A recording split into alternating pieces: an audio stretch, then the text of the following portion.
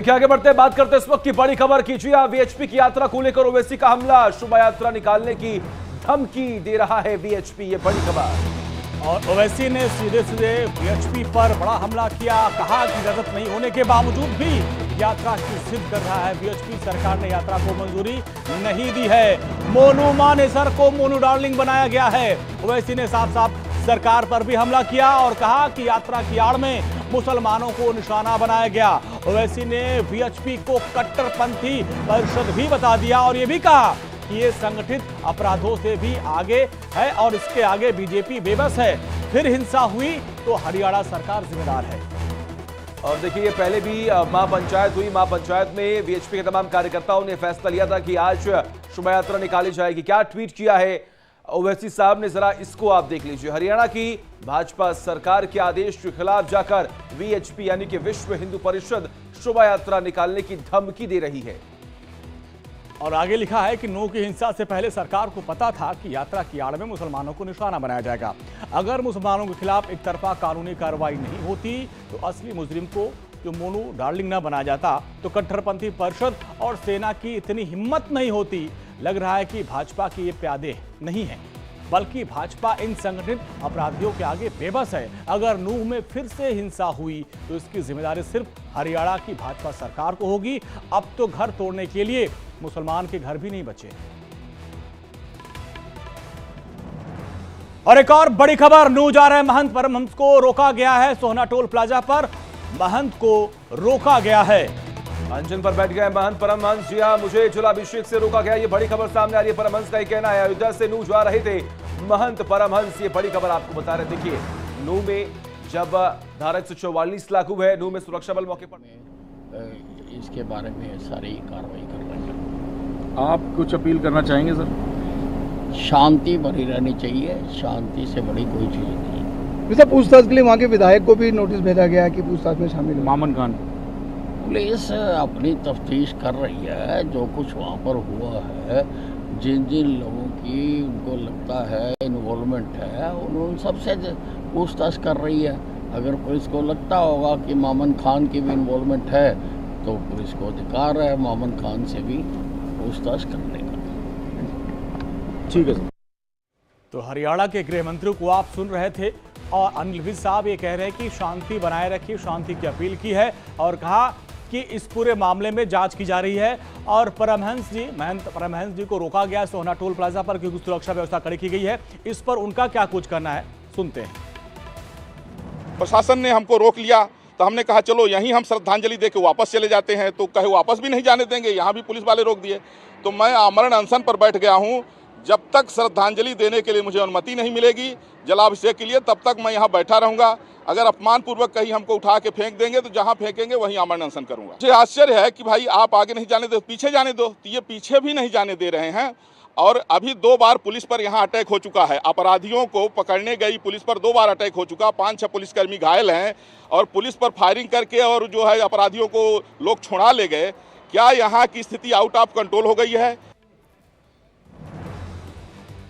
और देखिए, नूह से एक और बड़ी खबर, ब्रजमंडल यात्रा पर विनोद बंसल का बयान है सामने। शांति व्यवस्था में प्रशासन का सहयोग करेगी वीएचपी, ये बड़ी खबर। और साथ साथ उन्होंने एक बड़ी बात कही कि प्रतीकात्मक रूप से ये शोभा यात्रा निकाली जाएगी। हिंदू समाज चुप नहीं बैठने वाला है, लेकिन उन्होंने कहा कि चूंकि G20 को लेकर तमाम तैयारियां की गई हैं, इसलिए हमारे बड़े नेता आलोक जी वहां पर जाएंगे नलहन मंदिर में, वहां जलाभिषेक करेंगे और बाकी हम लोग प्रतीकात्मक रूप से शोभा यात्रा में शामिल होंगे, शोभा यात्रा निकालेंगे। लेकिन ये तस्वीर हम आपको दिखा रहे हैं नल्हड़ महादेव मंदिर की, जहां पर अंदर में भक्त आप देखिए पूरे जोशो खरोश के साथ भगवान महादेव की आरती कर रहे हैं, पूजा अर्चना कर रहे हैं। और चूंकि सावन का आखिरी आज सोमवार है तो ऐसे में वो जलाभिषेक कर रहे हैं। लेकिन महंत परमहंस जैसे लोग भी वहां पर पहुंचे और देखिए कितना गंभीर आरोप लगा रहे हैं कि 5 अपराधियों को छुड़ा ले गए। लेकिन विनोद बंसल जो विश्व हिंदू परिषद के प्रवक्ता है, उन्होंने क्या कुछ कहा वो भी सुनते हैं। सरकार की जो समस्याएं हैं या G20 का आयोजन है, उन सबको ध्यान में रखते हुए इस पर तय किया है कि जो अधूरी यात्रा थी उसको हम इस बार एक तरह से प्रतीकात्मक पूरा करेंगे। लेकिन ये कि इस तरह की जो चीज़ें न हो दोबारा, तो इसके लिए भी शासन प्रशासन को भी और उन अतिवादियों को भी सोचना पड़ेगा कि हिंदू समाज जो है वो अब चुप नहीं बैठने वाला। हाँ, हम भगवान भोले शंकर की, चूँकि वहाँ भी एक महान मंदिर है और भगवान श्री कृष्ण की जन्मभूमि कर्मभूमि है, तो ऐसे स्थान पर जो पांडवकालीन पवित्र मंदिर हैं, उस मंदिरों की में जो आस्थावान लोग हैं वो सब वहाँ पर जलाभिषेक कर रहे हैं। तो मुझे लगता है कि इसमें सारे लोग सहर्ष, सौहार्दपूर्वक, शांतिपूर्वक और मिल करके भगवान भोले शंकर की आराधना करेंगे। और हमारे तमाम सहयोगी ग्राउंड जीरो से बने हुए हैं। सोना टोल प्लाजा से हमारे सहयोगी रजनीश हमारे साथ हैं। रजनीश, वहां की तस्वीरों को दिखाइए और खबर ये आ रही है कि वहां पर परमहंस को रोका गया है और वो धरने पर बैठ गए हैं। क्या उनकी मांग है? और देखिए, बिल्कुल अयोध्या से परमहंस यहाँ पर पहुंचे हैं और आप साफ तौर पर देख सकते हैं कि इस समय यहाँ पर वो बैठे हुए हैं और इनको यहाँ पर रोका गया है कि क्योंकि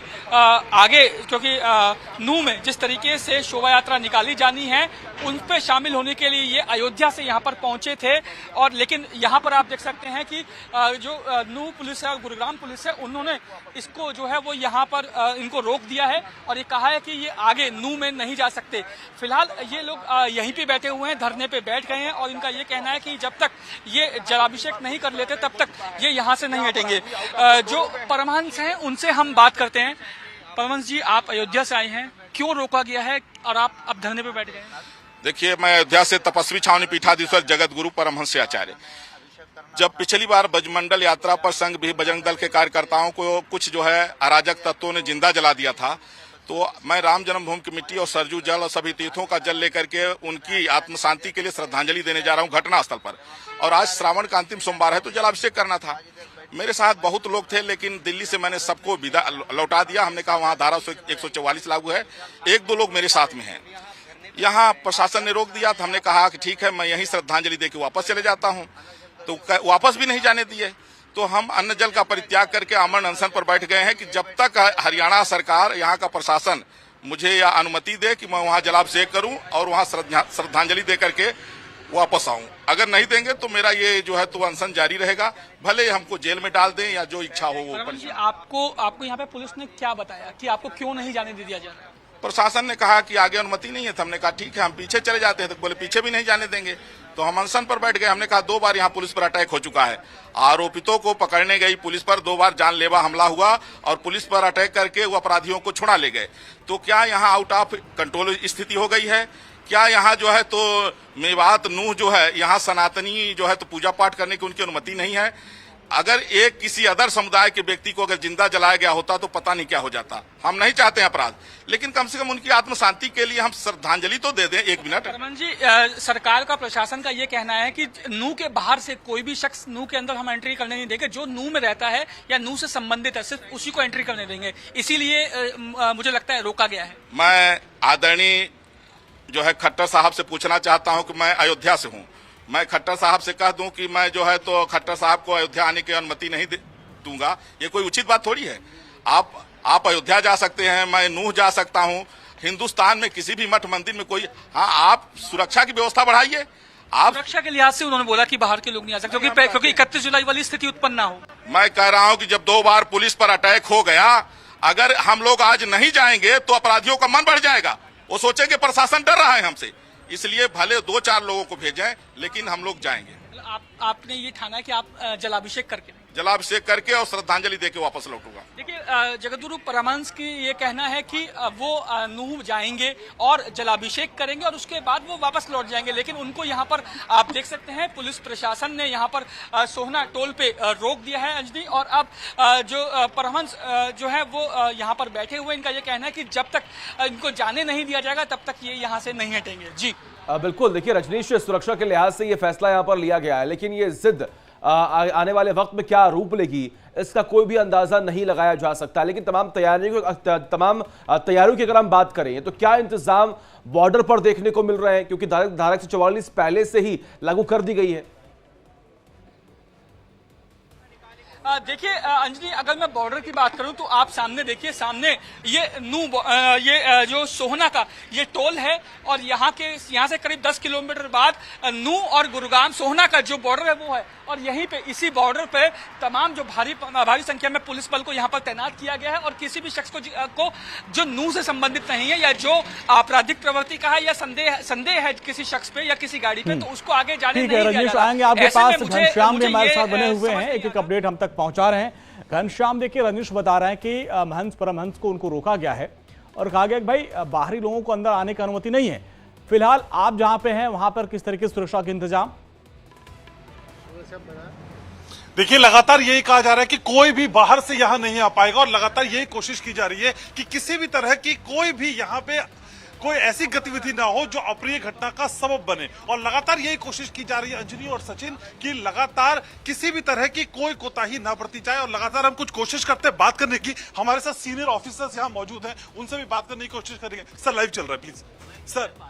सर किस तरह की सुरक्षा एजेंसी से मैं सुबह से देख रहा हूँ, आप यहाँ मौके पे हैं, सारी गतिविधि पे नजर रख रहे हैं, तो सिद्धांत जी किस तरह की तैयारी असल में सिक्योरिटी को लेके है? देखिए, सुरक्षा के गुरुग्राम पुलिस द्वारा पुख्ता इंतजाम किए गए हैं, इससे कानून व्यवस्था बनी रहे और आमजन को किसी प्रकार की प्रॉब्लम भी ना हो, असुविधा भी ना हो। और आमजन से यही अनुरोध है कि यदि कोई अति आवश्यक काम पास वाले ज़िले में अगर उनको नहीं है तो आज वो अपना आवागमन थोड़ा विलम्ब कर सकते हैं और बाकी किसी भी प्रकार की किसी को असुविधा नहीं होने दी जाएगी। तो जैन साहब, कितनी लेयर की सिक्योरिटी असल में आज की गई है और कहां से कहां तक ये सिक्योरिटी है सर? देखिए, जो प्रोबेबल रूट्स हैं जहां से कुछ इशू क्रिएट हो सकते हैं लॉ एंड ऑर्डर से संबंधित, उन जगहों पर गुरुग्राम में नाके लगाए गए हैं।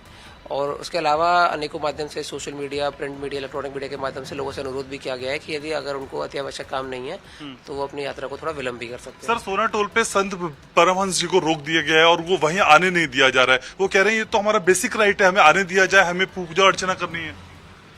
नहीं, देखिए, केस टू केस बेसिस में इसको चेक कर लिया जाएगा।